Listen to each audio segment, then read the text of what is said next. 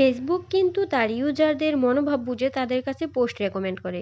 ধরে নিন আপনার একটি ফেসবুক পেজ রয়েছে যেখানে আপনি খাবার সংক্রান্ত বিষয়ে পোস্ট করেন।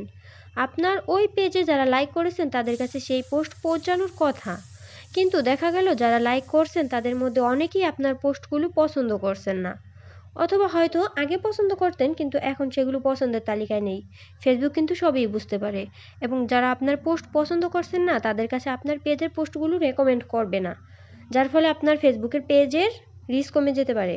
আপনার রিচ বাড়ানোর জন্য বেশি বেশি করে অন্যের ভিডিওতে গিয়ে লাইক কমেন্ট করতে হবে। দেখা যাচ্ছে আপনি একজনের ভিডিওতে গিয়ে কমেন্ট করলেন, তখন আপনার ওই কমেন্টটা অবশ্যই একজন না একজন পড়বে, তখনই সে ভাববে যে এর পেজে একটু ঢুকে দেখি। এভাবে কিন্তু আপনি আপনার পেজের রিচ বাড়াতে পারেন। আবার দেখা যাচ্ছে অনেকে একজনের পোস্টে যা কমেন্ট করে যে follow to follow, count me, back to back, এগুলা করলে কিন্তু আপনার ফেসবুক পেজের রিচ কমে যায়, প্লাস এগুলা কিন্তু যে ফেসবুকে যে অ্যালগোরিদম থাকে এটা কিন্তু বুঝতে পারে। এগুলা কখনই না করে অটো অ্যাপ্রুভাল ভিডিও শেয়ার গ্রুপে গিয়ে আপনি আপনার ভিডিওগুলো শেয়ার করতে পারেন।